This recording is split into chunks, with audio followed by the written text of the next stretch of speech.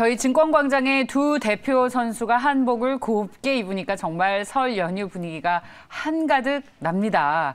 자, 지수도 여러분 저희 증권광장 시작하고 나니까 상승 반전한 뒤에 상승폭을 더욱 키우고 있습니다. 정말 다행입니다. 자, 좋습니다.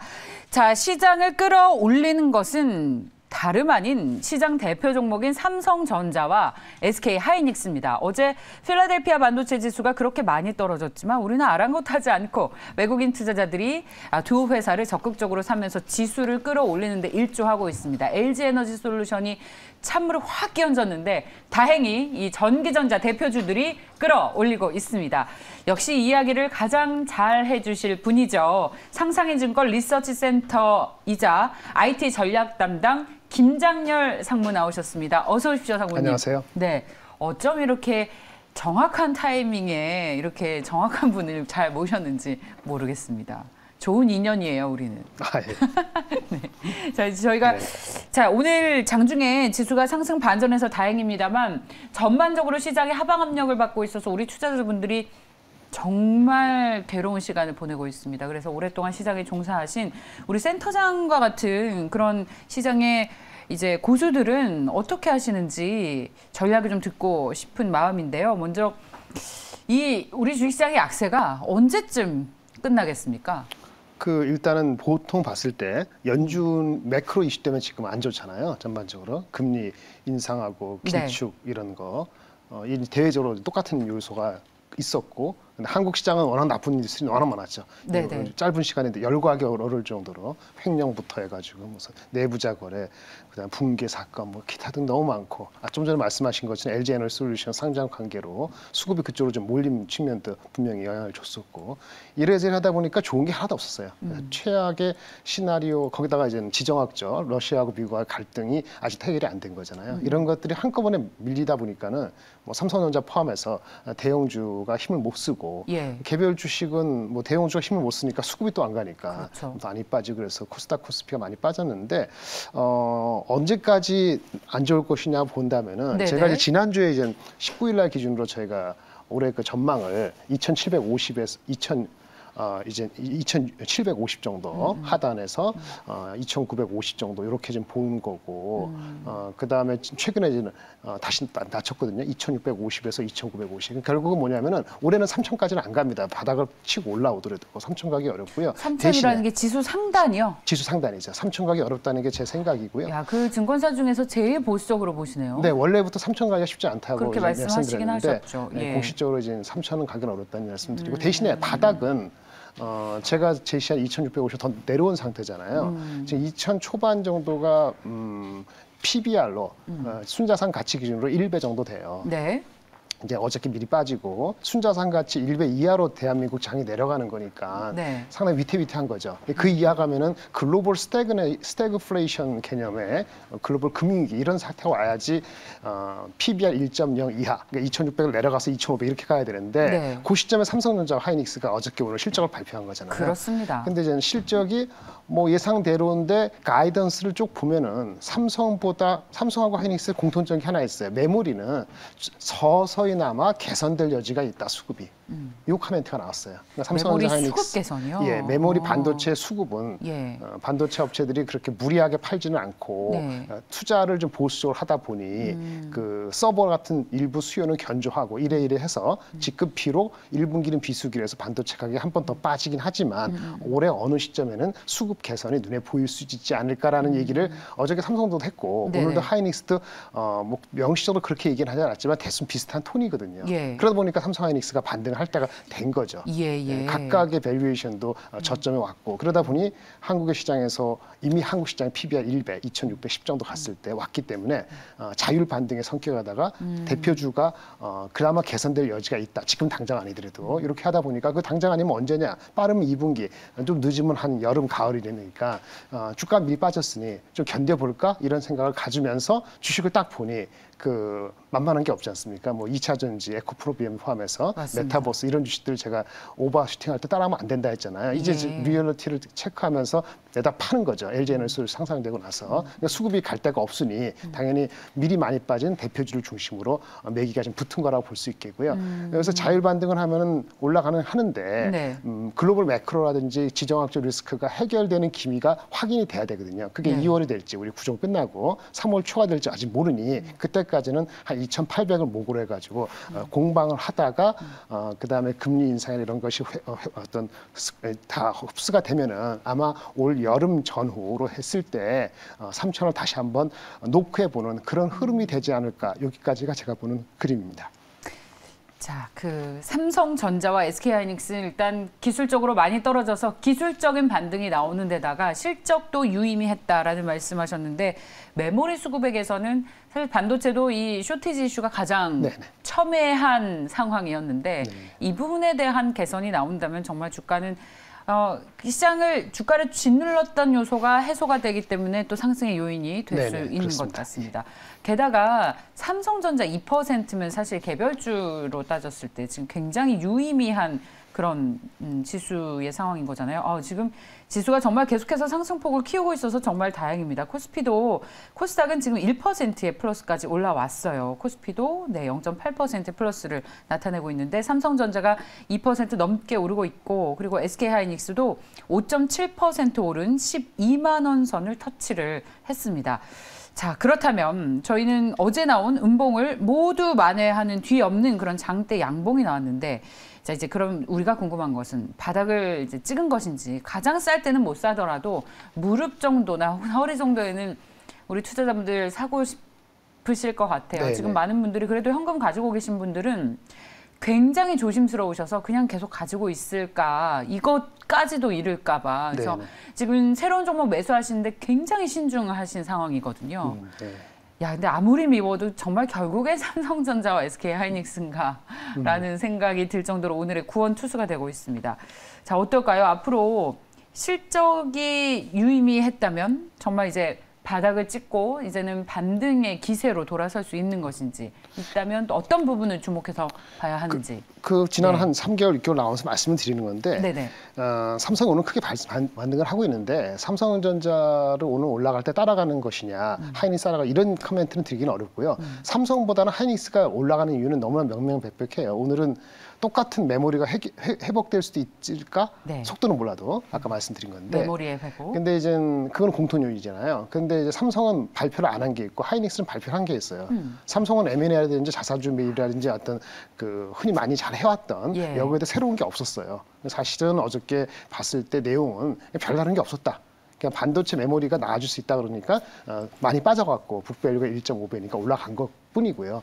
더 올라갈지는 아직 모르겠습니다. 제 목표 주가는 82,000원이니까 이게 8만 원 안착한다고 저는 얘기할 수는 없고요. 단기적으로.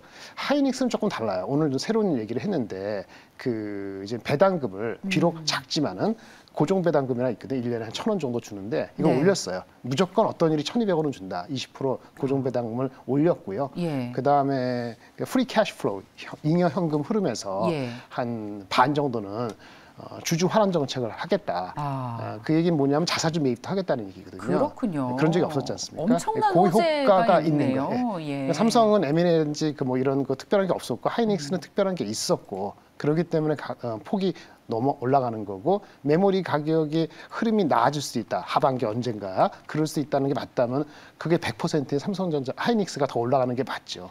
그래서 반면에 삼성전자는 어저께 비메모리 파운더리 비즈니스에서 수율을 안정화시키는데 조금 시간이 좀 더 걸린다. 이게 만만한 게 아니라서 이런 얘기를 했기 때문에 우리 흔히 TSMC랑 비교하는 비메모리 파운더리에서 진척은 조금 생각보다 빠르진 않다. 이런 거가 굳이 얘기하면 약간 부정적인 거였거든요. 삼성은 그런데 하이닉스는 그런 게 없으니까 오늘 많이 오르는 게 맞기 때문에 오늘 5% 6% 올라갈 때 따라가라 이렇게 말씀 없습니다만 또 다음 주 끝나고 나서 다시 내려앉으면은 이렇게 조정 받으면은 그때는 삼성보다는 하이닉스를 사시는 게 더 맞다라고 볼 수 있겠습니다.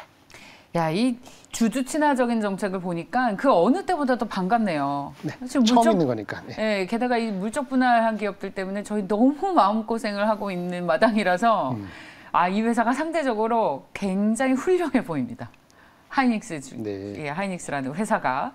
자, 그렇다면 삼성전자보다는 하이닉스의 매력이 더 있다라고 말씀을 해주셨습니다. 근데 한 가지 말씀드릴 거 하나는 그 오늘 삼성전자 어저께 오늘 하이닉스 얘기할 때 반도체 메모리 투자에서는 시장이 아주 녹록한 건 아니기 때문에 단기적으로 속도를 천천히 해서 투자를 늘린다고 했단 말이에요. 그 투자를 작년보다 늘리는 게 아니고 서서히 이제 수급을 보면서 하겠다. 그래서 반도체 삼성전자 하이닉스는 나쁜 게 아닌데 장비 업체들한테는 좋은 얘기는 아니에요. 장비 업체들한테는 삼성 하이닉스가 투자를 으쌰으쌰해서 더 어그레시브 해야 되는데 지금 매크로도 그렇고 이렇게 하다 보니까 그게 만만치 않단 말이에요. 그래서 좀 보수적으로 하겠다는 얘기를 했단 말입니다. 그래서 사실 오늘 뭐 장이 엊그저께 많이 빠져서 코스닥 3% 넘게 빠지고 이러니까 맞습니다. 오늘 반등하는 맞는데 장비주를 따라가느냐 했을 때는 조금 다른 이슈예요.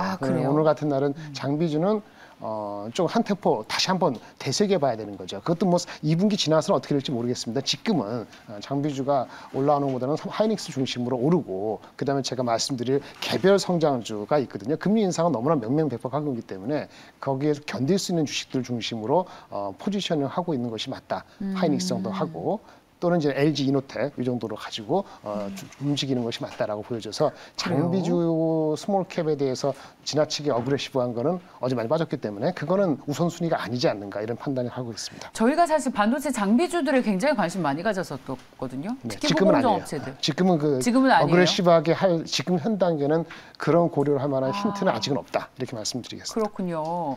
자, 여러분들 이 말씀도 저는 굉장히 귀에 딱 꽂혔습니다. 반도체 장비주들 저희가 특히 하반기에서 올해 초까지 주가가 나쁘지 않았고 저희도 투자 전략에서 많이들 편입을 해주셨었는데 이제는 볼 때가 아니다. 대표주인 하이닉스와 삼성전자에 좀 집중하자. LG 이노텍까지라는 말씀 해주셨습니다. 그 이유는 이제 뭐랄까요, 그 장비에 투자를 확대한다라는 얘기가 나오지 않았고 오히려 경기가 지금 경기 둔화 우려가 있어서 여기에 소극적인 입장을 보였던 만큼 반도체 장비주들에게는 호재성 재료는 아니다라는 말씀해 주셨습니다. 자, 그렇다면 저희가 저희 센터에서 이번에 주목하고 계시는 종목 뭔지 좀 듣고 마무리를 좀 지었으면 좋겠는데요.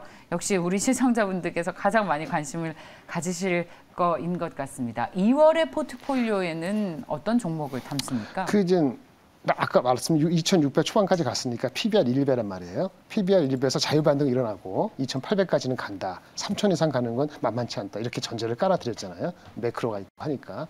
그럼 포트와의 가장 대표주를 담아야 돼요. 대표주인데 금리 인상을 이길 수 있는 주식이 금리 인상. 네, 금리 인상이 하고 나서 미국이 양적 긴축.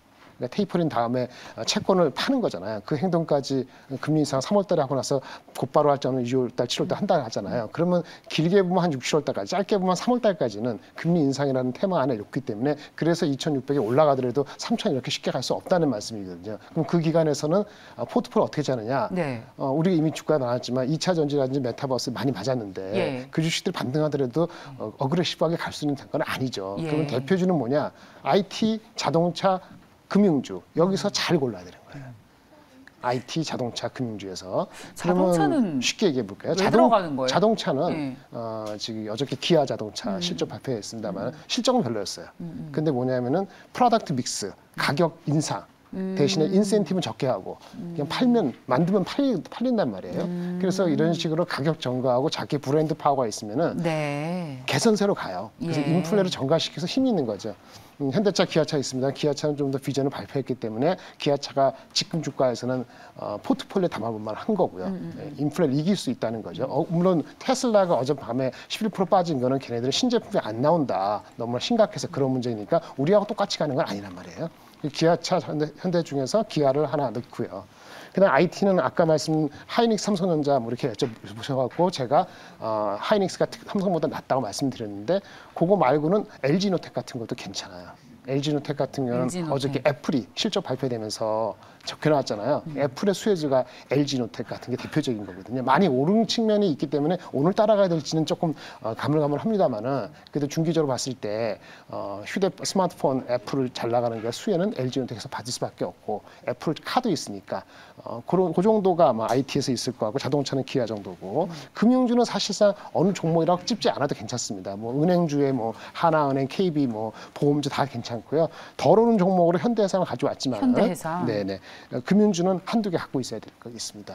그래서 결론적으로는 IT에서 하이닉스, LG노태, 자동차, 기아, 금융주에 한두 개 이렇게 기본적으로 가져가고 그다음에 지금까지 말씀드리는 거는 시장은 이제 마켓 리오프닝이거든요. 예. 오미크론이 2만 명이고 10만 명이고 이제 관계 없어요. 관계 없는 게 아니고 이제는 어쩔 수 없어요. 그냥 가는 거죠. 그러면 시장은 같이 살아야 됩니다. 같이 살면 뭐냐면은 유가 오른다고 유가 주식을 사는 게 아니고 그다음 마켓 오픈되는 거에 관련되는 건 사람 돌아다닐 거란 말이에요. 리오프닝. 네, 마켓 리오프닝.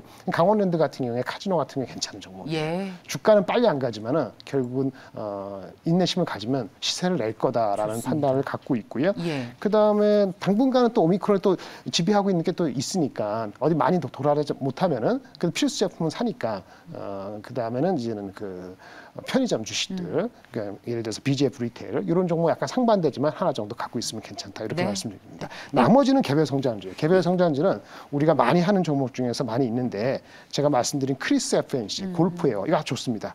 주가도 많이 안 올랐고 그다음에 청담 러닝 엠로, 서플라이 체인 매니지먼트 이런 거 괜찮고 실적 대비 저평가된 종목이 있어요. 예를 들어서 핸드백 ODM, 그 원화 환율이 이렇게 1,200 이렇게 가잖아요. 예. 그럼 뭐 한세실업도 있고 영업무역도 있는데 저는 JS 코퍼레이션을 좋게 보고 있고요. 국순다 네. 실적 대비 밸류에이션 낮습니다.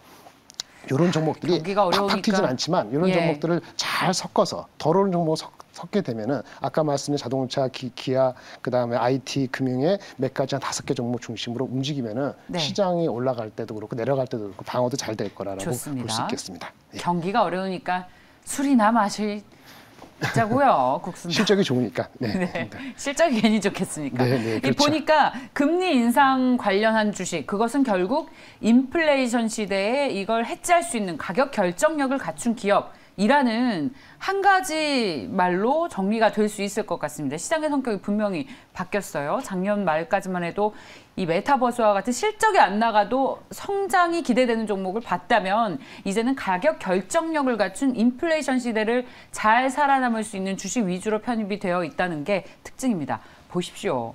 저희가요. 우리 증권광장에서 지수의 호통을 지금 지수가 오르거든요. 오늘도 너무 바쁘시네요. 네, 1% 넘게 상승세를 나타내고 있습니다. 자, 감사합니다. 네. 자, 오늘 상상의 증권 리서치 센터의 김장렬 상무와 함께했습니다. 고맙습니다. 네, 감사합니다.